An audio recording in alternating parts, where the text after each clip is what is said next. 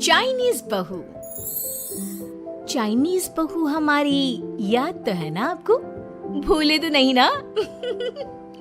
हाँ भाई, थोड़ी देर में ही सही, लेकिन चाइनीज बहू की कहानी आ ही गई। क्या हो रहा है ये देश में? चाइना ने तो आतंक ही मचा रखा है। अरे क्या हो गया? क्यों चाइना को कोसता रहता है? भूल मत, तेरी ससुराल चाइना की ही है।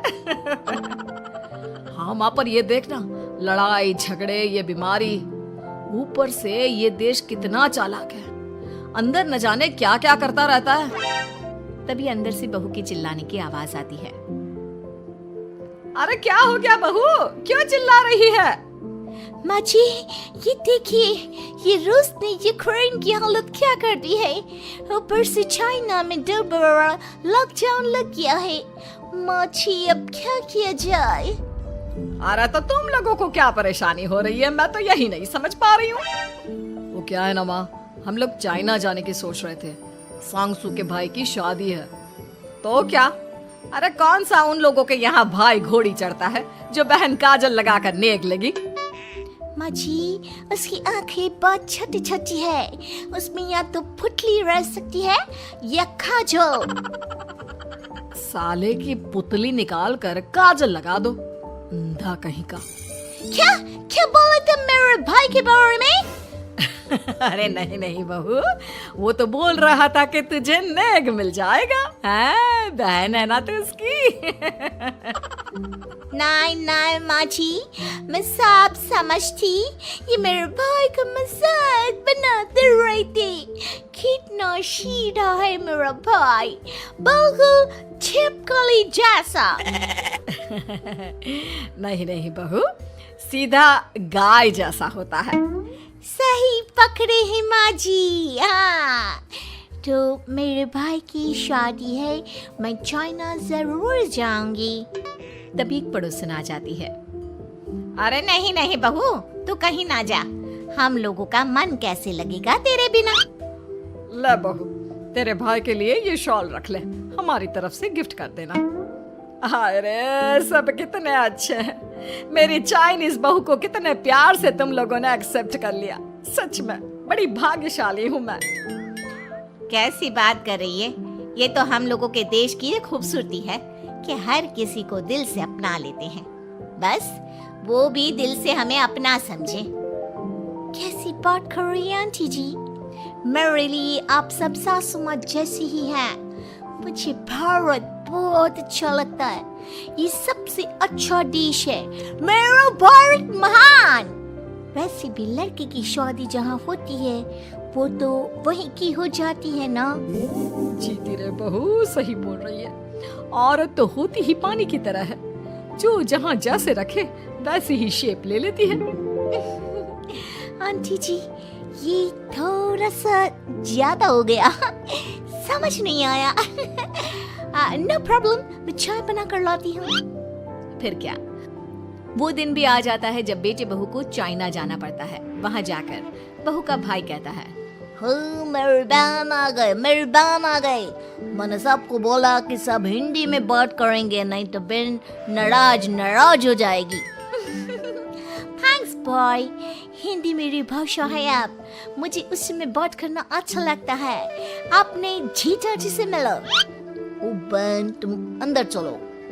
सभी बहू को अंदर लेकर चले जाते हैं, लेकिन सांगसू का पति, वो तो बेचारा चाइना के ससुराल के आंगन में अकेला खड़ा रहता है।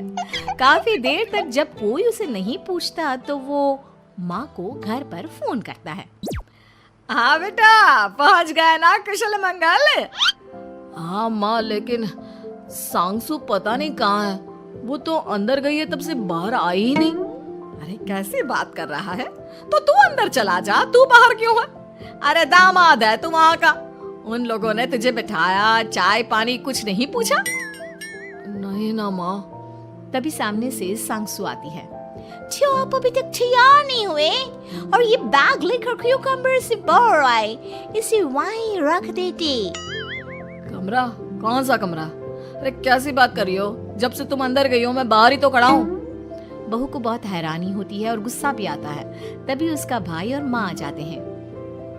और सांगसू, अंदर खाना लग गया है। पहले ये बताओ कि मेरे पति को किसी ने खाना या पानी क्यों नहीं पूछा? वो भारत से ससुराल पहली बार आया है, वो भी मेरे कहने पर। उनकी इज्जत क्यों नहीं की? देख बेटी, तूने जबरदस्ती जिद में शादी की थी तो हम लोगों ने कर दी, लेकिन अब तुम ये सोचो, पूरी चाइना में मैं इस इंडियन को अपना दामाद बताऊं? So sorry. हाँ संगसू, और तुम भी चुप रहना, नहीं तो वो लोग मेरी शादी तोड़ देंगे। ओह, ऐसी बात है। कोई बात नहीं, मैं बाहर होटल में रह लेता हूँ, तुम वही करो जो ये लोग चाहते हैं। कैसी बात कर रहे हो? शादी के बाद पति जैसा भी हो, जो भी हो, पति होता है। वैसे भी तुम्हारे पूरे परिवार ने, सबने बिना सोचे मेरा साथ दिया, मुझे एक्सेप्ट किया, प्यार किया।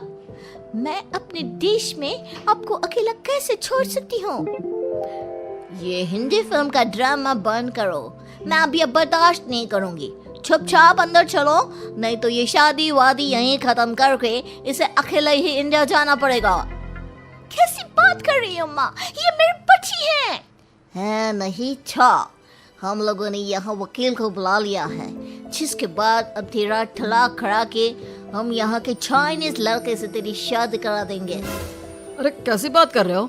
हम तो यहाँ तुम्हारी शादी के लिए आए थे। नहीं नहीं, मैं सांगसू के बिना नहीं रह सकता हूँ। हाई वोल्टेज ड्रामा होने के बाद से ही सारा माहौल खराब हो जाता है कि तभी एक लड़की आती है। मैंने सारा इंतजाम कर दिया है, सांगसू की शादी का मंडप परसों लग जाएगा। तब तक इसके पति को कमरे में बंद कर देते हैं।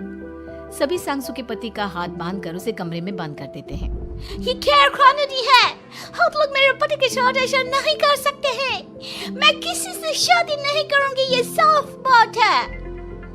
पहले मैं अपनी शादी करूं, फिर तेरी भी शादी करवा दूंगा।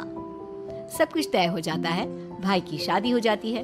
फिर वो दिन भी आ जाता है जब सांगसू की शादी वो लोग जबरदस्ती करने के लिए उसे मंडप पर ले जाते हैं। ऐसा मत करो, ये मेरी बीवी है। मैं किसी से शादी नहीं करूंगी।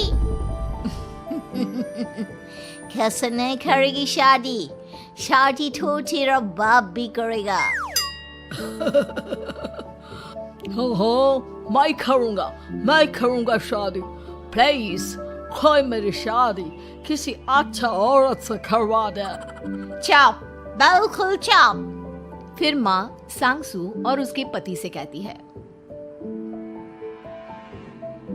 तुम लोगों का बच्चा मेरी कैद में है। अगर तुम लोगों ने कोई भी होशियारी की तो मैं इस बच्चे को मार दूंगी। दोनों माँ का रूप देखकर हैरान हो जाते हैं। बच्चे की खातिर दोनों शांत हो जाते हैं और शादी की रस्में शुरू हो जाती है कि तभी सांगसू की सास पुलिस के साथ आ जाती है। माँ, ससुर माँ आ गई, मेरी माँ आ गई। माँ प्लीज हम लोगों को बचाकर वापस ले चलो। पुलिस सभी को गिरफ्तार कर लेती है। बेटी के बच्चे को मारने की धमकी तो कोई चुड़ैल ही दे सकती है। अरे तो ये चुड़ैल ही तो है। ये सही बोल रहे हैं, ये औरत किसी चुड़ैल से कम नहीं है। तभी उन लोगों का बच्चा भी आकर सांगसू के गले लग जाता है। माँ, तू सही समय पर आ गई, लेकिन तुझे कैसे पता चला कि यहाँ ये सब हो रहा है? बेटा, ये चाइनीज लोग ना होते ही धोखेबाज हैं। इन लोगों पर मुझे भरोसा नहीं था, इसलिए मैंने तेरे फोन को हमेशा के लिए मेरे फोन से अटैच कर दिया था, जिससे तेरे आसपास होने वाली सारी बात मैं सुनती रहूं। उस दिन भी मेरी तेरी बात हो रही थी तो तेरा फोन ऑन था, मैं सब समझ गई थी। मुझे माफ कर दो। नहीं, बिल्कुल नहीं। चलिए माँ जी, इंडिया वापस चलते हैं। आज के बाद मैं यहाँ कभी नहीं आऊंगी।